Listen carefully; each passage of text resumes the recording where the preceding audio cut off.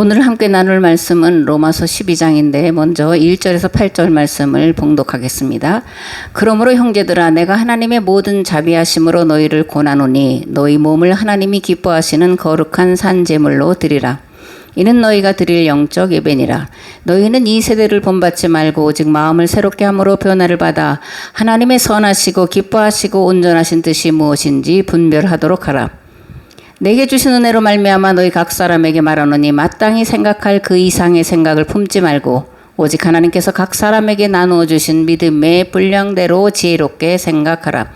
우리가 한 몸에 많은 지체를 가졌으나 모든 지체가 같은 기능을 가진 것이 아니니 이와 같이 우리 많은 사람이 그리스도 안에서 한 몸이 되어 서로 지체가 되었느니라. 우리에게 주신 은혜대로 받은 은사가 각각 다르니 혹 예언이면 믿음의 분수대로, 혹 섬기는 일이면 섬기는 일로, 혹 가르치는 자면 가르치는 일로, 혹 위로하는 자는 위로하는 일로, 구제하는 자는 성실함으로, 다스리는 자는 부지런함으로, 긍휼을 베푸는 자는 즐거움으로 할 것이니라. 아멘. 1절에 그러므로 너희 몸을 하나님이 기뻐하시는 거룩한 산제물로 드리라. 이는 너희가 드릴 영적 예배니라. 이렇게 말씀하는데 이 그러므로는 무엇을 설명하는 거냐면 9장과 11장에 쭉 나오는 것을 설명하는 것이고 특별히 11장 5절과 29절을 설명하는 건데 지금도 은혜로 택하심을 따라 남은 자가 있느니라. 그리고 하나님의 은사와 부르심에는 후회하심이 없느니라 라는 말씀에 대한 설명입니다. 그러므로 하나님의 은혜로 택하심을 따라 남은 자가 있고 하나님의 은사와 부르심에는 후회하심이 없는데 너희들이 택하심을 따라 남은 자다. 그리고 하나님의 은사와 부르심으로 하나님 앞에 있는 자다. 그러므로 이렇게 이제 설명을 하는 겁니다. 또 그러므로는 나의 의나 유대교 율법을 지켜 행함으로 구원에 이르는 것이 아니라 오직 은혜로 하나님의 의로 구원에 이르게 됨을 말하는 것이고 하나님의 부르심에는 후회하심이 없다는 말씀은 이방인 그리스도인들을 향해 유대인과 유대인 그리스도인들을 향해서 교만하지 말라, 자긍하지 말라는 말씀을 하는 거예요. 사도 바울은 유대인과 유대인 그리스도인들을 향해서 교만하지 말라, 자긍하지 말라 이렇게 이방인 그리스도인들에게 말하는데 왜냐하면 너희들은 돌감람나무였는데 창감람나무인 이스라엘에게 접붙임을 받은 자이기 때문에 그렇고 또 창감람나무인 이스라엘이 믿지 않음으로 꺾이고 그 꺾인 가지에 너희들이 믿음으로 접붙임을 받았기 때문에 그러므로 교만하지 말고 겸손하라 이렇게 말씀하는 겁니다.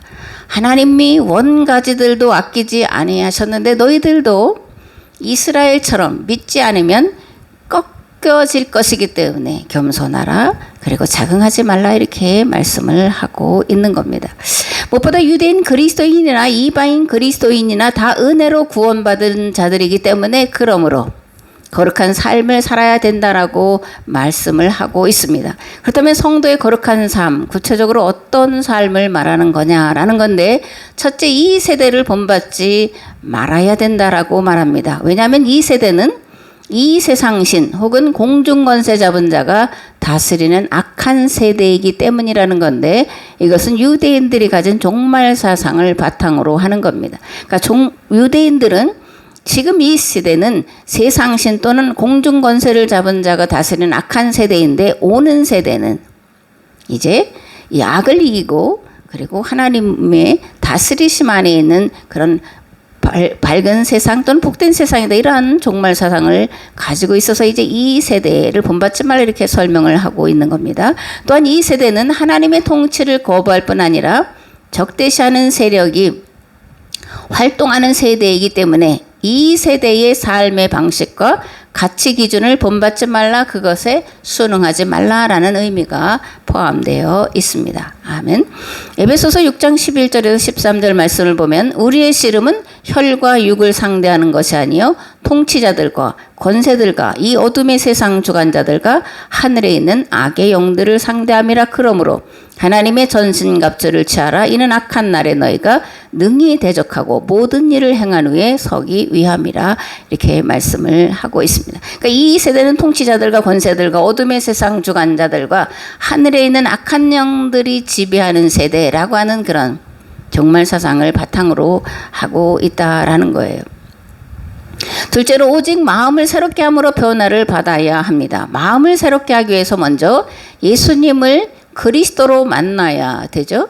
예수님을 그리스도로 만나는 것을 신생 또는 거듭남이다 이렇게 이제 표현을 하는데, 이런 거듭남이 있으려면 가장 먼저 자신의 삶에 대해서 철저한 회개가 있어야 됩니다. 그리고 회개한 다음에 죄사함의 물세례를 받아야 돼요.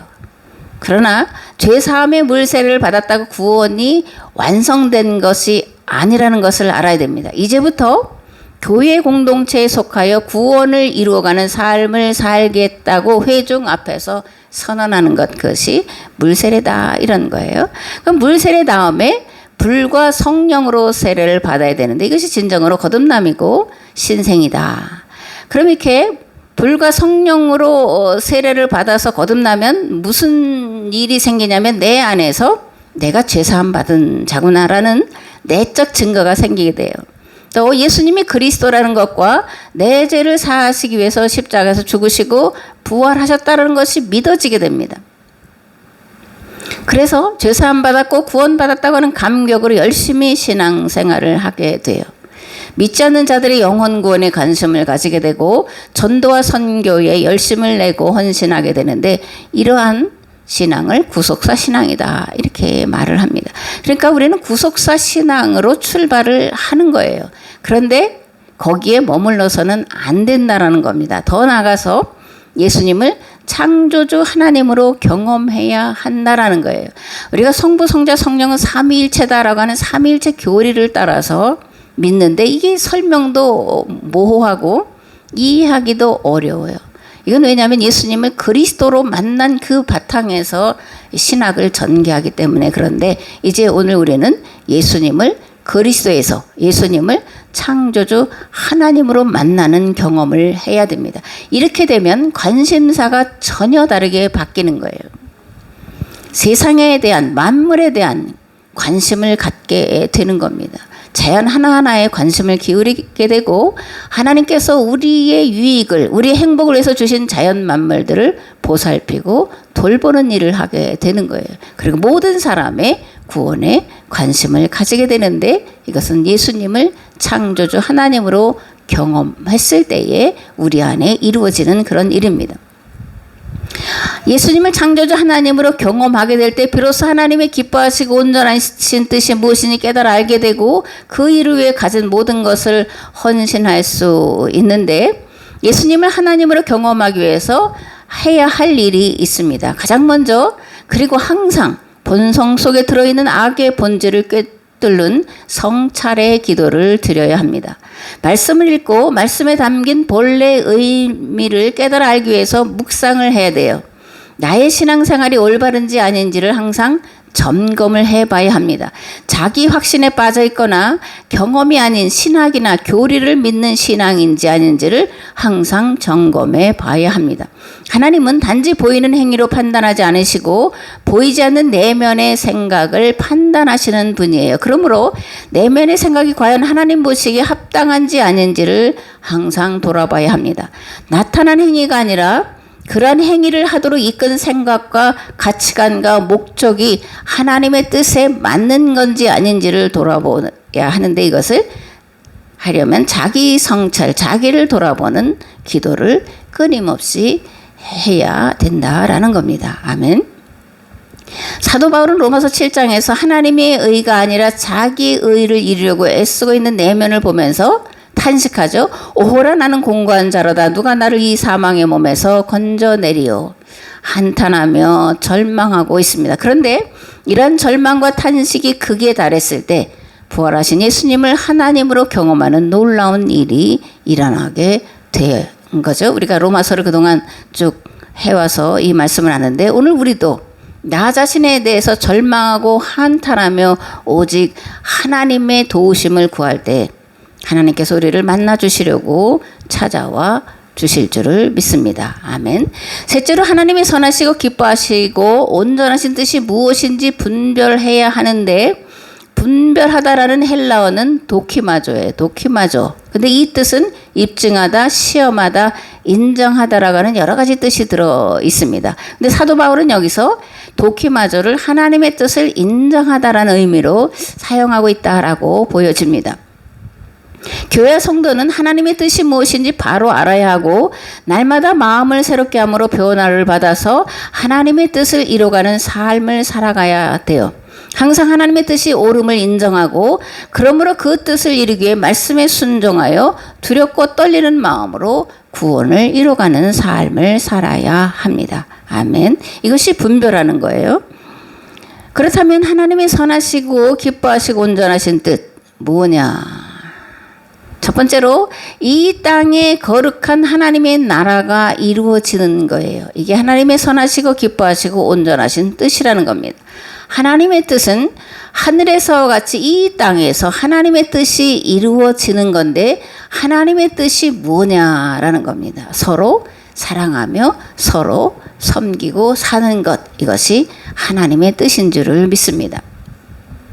그리스도 안에서 형제된 자들의 모임인 교회가 서로 사랑하며 사는 것이 하나님의 선하시고 기뻐하시고 온전하신 뜻이라는 거예요. 새 계명을 예수님이 우리에게 주셨는데 서로 사랑하라는 겁니다. 그리고 이 새 계명을 다른 말로 하면 예수님과 새 계약 공동체인 교회가 맺은 계약법이라는 거예요. 구원은 새 계명을 지켜 행하는 자에게 주어지는 은혜의 선물이에요. 그럼 우리가 서로 사랑하는 것은 해도 되고 안 해도 되는 선택사항이 아니라 반드시 해야 되는 필수사항이라는 것을 알아야 합니다. 아멘. 그렇다면 거룩한 삶, 무엇을 말하는 거냐? 하나님께서 예수 그리스도를 통하여 우리에게 나타내신 바 된 십자가의 사랑을 본받아 사는 것을 말합니다. 하나님이 사람의 죄를 대속하시려고 사람 되신 것과 십자가에서 대속죄물 되신 것처럼 성도는 세상 죄를 대신 짊어지고 대속의 길을 가야 한다라는 것, 이것이 거룩한 삶이라는 겁니다. 예수님께서 죄로 인해 하나님과 아름답고 질서정연한 관계가 깨어진 것을 화목케 하시려고 화목제물 되신 것처럼 하나님과 세상의 화목을 위한 화목 제물이 되는 것, 이것이 거룩한 삶인 줄을 믿습니다. 아멘. 둘째로 음행을 멀리해야 합니다. 성경이 말하는 음행은 본질적으로 우상숭배를 말하는 거예요. 이방 신전에서 그들의 신을 섬길 때에 이런 남창과 여창과 성관계를 맺는 것이 그들이 신을 섬기는 거였는데, 그러니까 이 우상숭배나 이 성적인 타락은 동일하게 같이 가는 겁니다. 그래서 특별히 음행을 멀리해야 되는 건 종교적인 의미가 더 깊게 들어있다라는 거고, 정력과 탐욕을 쫓아 살아가는 것, 오로지 자기만 위해 살아가는 것, 그것을 위해 신에게 가서 복을 비는 것 자체를 음행이다, 우상숭배다, 이렇게 말하고 있습니다. 에베소서 5장에 보면 더러운 자나 탐하는 자, 곧 우상숭배자는 다 그리스도와 하나님의 나라에서 기업을 얻지 못하리니 누구든지 헛된 말로 너희를 속이지 못하게 하라. 이로 말미암아 하나님의 진노가 불순종의 아들들에게 임하나니 그러므로 그들과 함께하는 자가 되지 말라, 이렇게 경고하고 있는데, 이런 것들은 어둠에 속한 자들이 거두는 악한 열매이기 때문에 그러는 거예요. 그렇다면 선한 열매는 무엇을 말하냐? 사도 바울은 모든 착함과 의로움과 진실함이라고 말합니다. 또 모든 일에 항상 주 예수 그리스도의 이름으로 감사하며 그리스도를 경외함으로 피차 복종하는 것, 이것을 선한 열매다라고 말씀을 하고 있습니다. 아멘. 셋째, 마땅히 생각할 그 이상의 생각을 품지 말아야 합니다. 유다서에 보면 마땅히 생각할 이상을 생각한 자, 자기들의 통치 영역을 떠난 자를 마귀다, 이렇게 말합니다.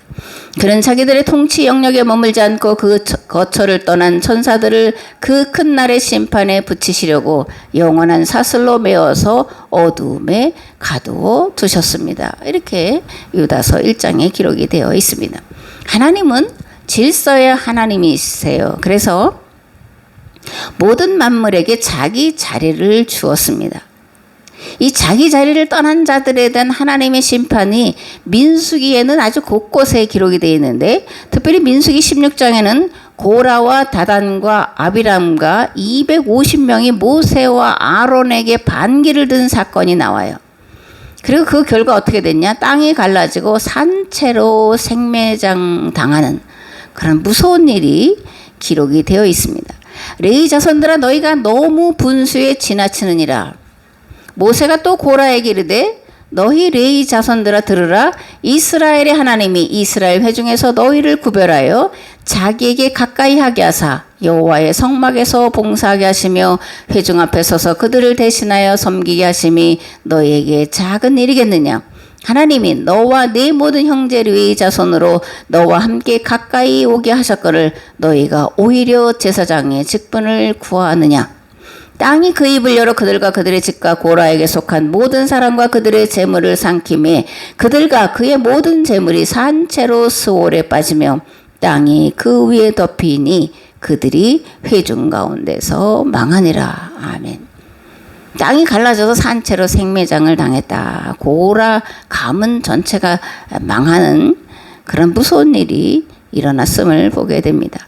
성도는 자기 분수를 넘는 생각과 계획을 해서는 안 됩니다.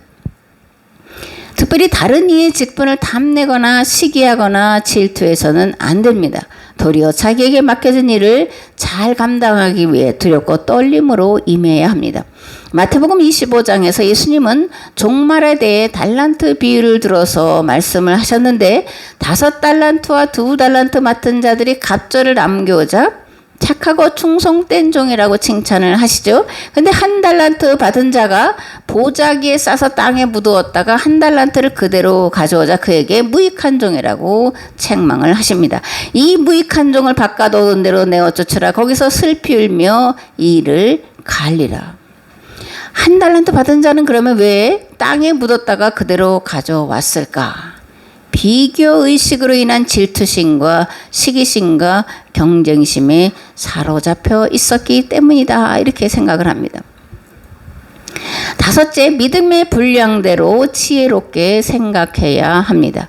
교회는 세상 만물 구원을 위해 자신의 생명을 걸고 섬기는 공동체이고 이러한 섬김은 가장 낮아져 있을 때에 가능한 일입니다. 지혜가 무엇일까? 여러 가지 다른 말로 설명을 할 수도 있겠지만 하나님은 가장 낮은 자리에 계시는 분이심을 아는 것이요 가장 낮은 자리에서 가장 비천한 존재인 나를 섬기는 분이심을 아는 것입니다. 하나님의 낮아지심처럼 낮아지는 것이 하나님을 만나는 지름길이라는 것을 알고 가장 천한 종의 자리로 기꺼이 내려가는 것이 하나님의 지혜예요. 무엇보다 성도는 교회의 머리이시고 몸 대신 예수 그리스도께 붙어있는 각각의 지체임을 인정하는 것이 지혜입니다. 서로 예수 그리스도께 붙어있는 지체요 한 몸이기 때문에 몸 가운데 분쟁이 없어야 하고 서로 돌아보는 것이 마땅한 것을 인정하는 것, 그것이 지혜인 줄을 믿습니다. 아멘. 사도 바울은 문제 많은 고린도 교회를 향해서 12장에서 교회와 성도의 관계를 지체로 설명을 해요. 몸은 하나인데 많은 지체가 있고 몸의 지체가 많으나 한 몸인가 같이 그리스도도 그러하니라. 몸 가운데 분쟁이 없고 오직 여러 지체가 서로같이 돌보게 하셨느니라. 너희는 그리스도의 몸이요 지체의 각 부분이다. 또 에베소서 4장에도 교회를 그리스도의 몸으로 성도는 몸인 그리스도에게 붙어있는 지체로 설명을 하고 있습니다. 오직 사랑 안에서 참된 것을 하여 범사에 그에게까지 자라가라. 그는 머리니 곧 그리스도라. 그에게서 온 몸이 각 마디를 통하여 도움을 받음으로 연결되고 결합되어 각 지체의 분량대로 역사하여 그 몸을 자라게 하며 사랑 안에서 스스로 세우느니라. 아멘. 사도 바울은 이렇게 권면합니다. 오직 하나님께서 각 사람에게 나누어 주신 믿음의 분량대로 지혜롭게 생각하라. 아멘. 하나님은 각 사람의 능력에 맞게 이 일을 맡기시는 분이에요. 그러므로 나에게 주어진 일에 감사하며 어떻게 하면 나에게 주어진 일에 충성을 다하여 갑절을 남길 수 있을까를 고민해야지 다른 사람의 영역을 탐하거나 그 일로 하나님을 원망하는 어리석고 무모한 죄악을 범해서는 안 됩니다. 맡은 자들에게 구할 것은 충성인 줄을 믿습니다. 아멘. 그렇다면 믿음의 분량 어떻게 알 수 있을까? 일단은 신앙의 연륜을 통해서 알 수가 있습니다. 정상적인 신앙의 성장 과정을 거쳤다면 신앙생활을 한 기간만큼 신앙도 성장하고 성숙해 가는 것은 당연한 이치겠죠. 디모데서와 디도서를 목회서신이라고 말하는데 그것은 목회자가 갖춰야 될 자격과 직분 직분자가 갖춰야 할 자세에 대해서 말씀하고 있기 때문에 목회 서신이다 이렇게 말하는데, 디모데전서 3장에는 감독의 자세, 또 감독이 갖추어야 될 태도에 대해서, 또 자격에 대해서 이렇게 말씀을 하고 있습니다. 그러므로 감독은 책망할 것이 없으며 한 아내의 남편이 되며 절제하며 신중하며 단정하며 나그네를 대접하며 가르치기를 잘하며 술을 즐기지 아니하며 구타하지 아니하며 오직 관용하며 다투지 아니하며 돈을 사랑하지 아니하며 자기 집을 잘 다스려 자녀들로 모든 공손함으로 복종하게 하는 자라 할지며, 사람이 자기 집을 다스릴 줄 알지 못하면 어찌 하나님의 교회를 돌보리요. 새로 입교한 자도 말지니 교만하여져서 마귀를 정죄하는 그 정죄에 빠질까 하며, 또한 외인에게서도 선한 증거를 얻은 자라 할지니 비방과 마귀의 올무에 빠질까 염려하라. 아멘. 가화 만사성이죠. 가정이 화목해야 만사가 잘 되는 겁니다. 가화 만사성 이후 치국 평천하예요. 그러므로 직분을 맡은 자의 가정은 예수 그리스도의 복음의 터 위에 견고히 서 있어야 합니다. 먼저 부모를 공경해야 되고, 자녀들을 주의 교양과 훈계로 잘 양육해야 되고, 형제 간에 우애가 있어야 하고, 서로 자신의 위치에서 주어진 일에 최선을 다해야 하는 겁니다. 아멘. 오늘날 가정과 사회와 국가의 가장 심각한 문제가 뭘까? 질서와 권위가 무너졌다라는 데 있습니다. 의무와 책임과 희생 정신은 사라지고 자기 권리만 주장하는 데서 이 가정과 사회와 국가가 심각한 문제에 봉착해 있다라는 건데, 문제는 불행하게도 교회도 마찬가지라는 거예요. 목사의 권위가 땅바닥에 떨어졌고 장로 권사의 권위도 땅바닥에 떨어졌습니다. 신앙의 연륜이 오래일수록 더 심각하게 교회와 세상에서 질타를 받는 것이 오늘 교회와 성도가 처한 비극적인 현실이라는 겁니다. 신앙의 연륜이 오래일수록 영적인 깊이가 깊어져야 하는데 도리어 거꾸로 가고 있으니 비통함을 금할 수가 없습니다. 지금은 하나님께서 나를 어떤 눈빛으로 바라보실지 두려운 마음을 가지고 자신을 돌아봐야 할 때요, 영적 성숙을 위해서 말씀과 기도에 전념할 때인 줄 믿습니다. 아멘.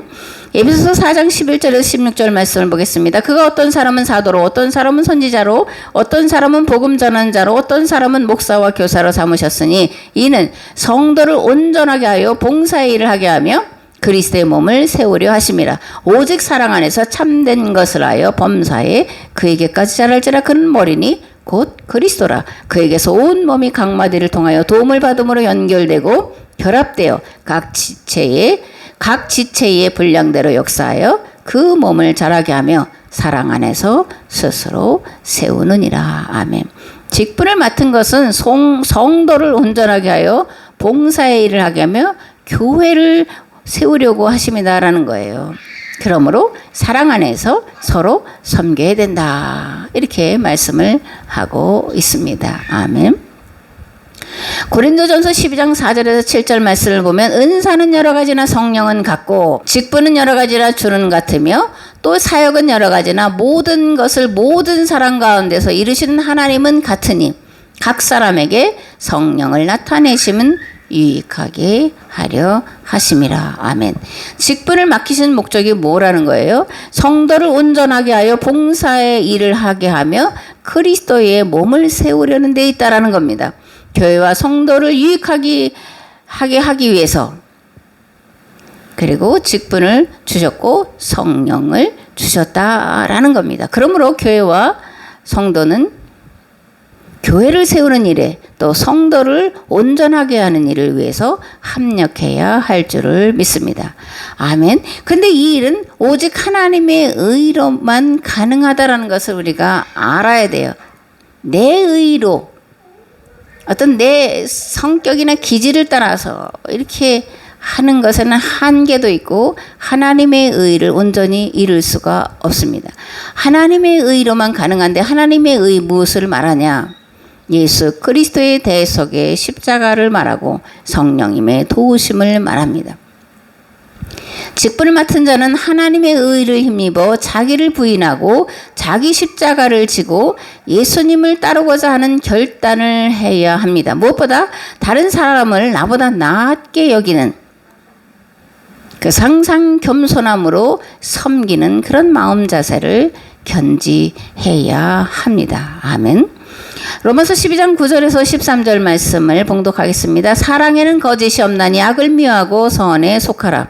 형제를 사랑하여 서로 우애하고 존경하기를 서로 먼저 하며 부지런하여 게으르지 말고 열심을 품고 주를 섬기라. 소망 중에 즐거워하며 환난 중에 참으며 기도에 항상 힘쓰며 성도들의 쓸 것을 공급하며 손 대접하기를 힘쓰라. 아멘. 사도 바울은 고린도전서 12장 31절에서 너희는 더욱 큰 은사를 삼아라. 내가 또 가장 좋은 길을 너희에게 보이리라 이렇게 말씀하면서 13장에서 사랑을 말합니다. 천사의 말을 하고 사람의 방언을 하고 예언하는 능력이 있어서 모든 비밀과 모든 지식을 알고 산을 옮길 만한 믿음이 있고 내게 있는 모든 것으로 구제하고 내 몸을 불살라 내어줄지라도 사랑이 없으면 아무 유익이 없다 말씀합니다. 그러므로 믿음, 소망, 사랑 이 세 가지는 항상 있을 것인데 그 중에 제일은 사랑이다. 사랑 없이 행하는 것은 그것은 울리는 꽹과리와 같고, 그죠? 그것은 하나님께서 받으시는 것이 아니다. 이렇게 이제 말씀을 합니다. 세상을 이기고 마귀를 이기는 힘은 어디에서 나오냐? 거짓이 없는 사랑에서 나옵니다. 온전한 사랑은 거짓이 없습니다. 그리고 이러한 사랑은 오직 하나님으로부터 오는 것이고 사람의 힘으로 되는 것이 아니라 오직 십자가 사랑에서 나오는 사랑으로만 가능한 일입니다. 성도는 예수 그리스도의 대속의 은혜로 제사함 받고 값없이 의롭다 인정받은 자들입니다. 그러므로 우리도 값없이 성도들을 사랑해야 마땅합니다. 먼저는 하나님을 마음을 다하고 힘을 다하고 성품을 다하고 목숨을 다해 사랑하고 이와 같이 그리스도 안에서 형제와 이웃을 사랑해야 할 줄을 믿습니다. 아멘.